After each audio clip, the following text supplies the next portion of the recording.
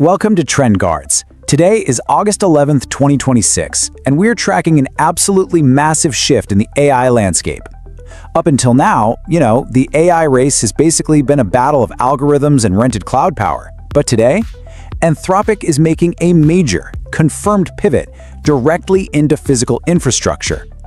In today's explainer, we're stripping away the hype to bring you the verified facts on Anthropic's new venture, right alongside a landmark EU ruling that is quite literally reshaping mobile AI.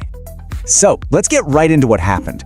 According to corroborating reports from Bloomberg and Macquarie Asset Management, Anthropic is officially done just renting server space. They've actually launched a joint venture called Theseus Infrastructure alongside Macquarie and Singapore's sovereign wealth fund GIC. This is a big deal because it fundamentally shifts Anthropic from a cloud renter to an infrastructure anchor tenant. The Next Web summed this up perfectly today, stating, Anthropic is getting a fleet of data centers. Someone else is paying to build them. It's basically brilliant financial engineering. Anthropic secures this massive, dedicated physical infrastructure, but they don't have to put up the billions in initial upfront capital to actually go out and pour the concrete. To really understand this, here's exactly how the deal breaks down according to Macquarie's official release. Macquarie and GIC provide the equity, so they're the ones actually developing and operating the data centers. Anthropic, on the other hand, steps in as the anchor tenant. The responsibility? Simply paying the long-term leases and those massive power bills. And the absolutely crucial detail here? These are reported to be 15-year contract terms. I mean, think about that. In the tech world, 15 years is practically a lifetime. For institutional investors, this completely transforms AI data centers from a speculative tech bet into heavy global infrastructure. It's now as predictable and reliable as investing in a toll road or a power grid. Now, you might be wondering, why are these huge institutional investors comfortable locking into 15-year terms? Well, it comes down to this number. Anthropic is now generating a reported $30 billion in annualized revenue. GIC and Macquarie know for sure that the rent is going to get paid, and that allows them to confidently finance the billions required for all that concrete, cooling, and power. Training frontier models like Claude, Mythos, and running their enterprise venture Ode requires an unfathomable amount of compute. Relying entirely on AWS or Google Cloud introduces some pretty severe margin compression and bottleneck risks. Nobody wants their core business squeezed by a third-party landlord, right? So Theseus is really Anthropic's way of bulletproofing its supply chain. And as we look at the broader industry, Anthropic isn't alone here. We are seeing a fundamental shift across the board.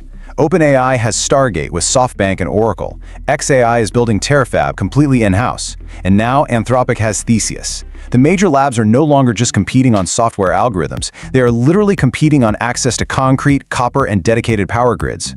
As reported today by AI Tools Recap, the European Union has just dropped the hammer using the Digital Markets Act, or the DMA. If you need a refresher, this framework is designed to force dominant tech gatekeepers to ensure fair competition. And today, they used it to issue a definitive ruling against Google's dominance over the Android operating system. So here are the confirmed facts of what Google must do. They are now legally mandated to open Android to rival AI assistants. This means European users will have the native ability to set third-party systems as their default mobile assistant. Competitors like Claude, ChatGPT, and Meta AI can now compete directly for that highly coveted system-level integration. This is a game-changer because it effectively breaks the mobile distribution moat that Google's Gemini previously enjoyed on billions of devices across Europe.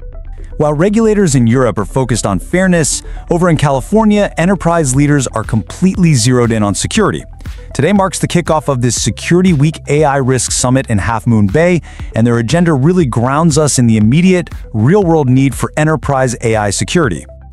The verified discussions at the summit highlight some very active ongoing threats. CISOs are literally battling autonomous AI agents that are actively probing their firewalls as we speak. With recent confirmed breaches involving agents like Meta's Muse, Glimmer, and Anthropic's Mythos 5, the summit is laser-focused on governance layers. Specifically, they're looking at deploying the NVIDIA NOAA framework and Anaconda's Encrypt software to contain these rogue agents. So the crucial point is how this actually impacts you moving forward. We can break this down systematically. First, for the investors out there, keep a close watch on infrastructure funds and sovereign wealth entities buying up the physical foundations of AI, the land, the power, and the data centers. Second, for EU users, get ready for some intense competition for that screen zero real estate on your phone, now that Google's default hold is broken. And third, for enterprise leaders. If you're integrating autonomous tools like Ode, your absolute priority must be implementing strict, audited AI governance layers to protect your internal networks. A lot of today's reporting noted that, quote, the AI industry is maturing into a heavy industry monopoly. To de-hype that kind of empire language and just look at it objectively, this simply means the lightweight, software-only startup era for frontier AI is officially over. Competing at the absolute highest level now requires trillions in concrete and sovereign wealth. It's capital intensity that we usually only see in sectors like aerospace or telecommunications. The facts on the ground are shifting rapidly today, from the concrete being poured by Theseus to the regulatory walls falling over in Europe. Which leaves us with a very practical question for you to consider. With the EU forcing Google to open up Android, will you actually be switching your default phone AI to a third-party model? Let us know in the comments. Thanks so much for joining this explainer.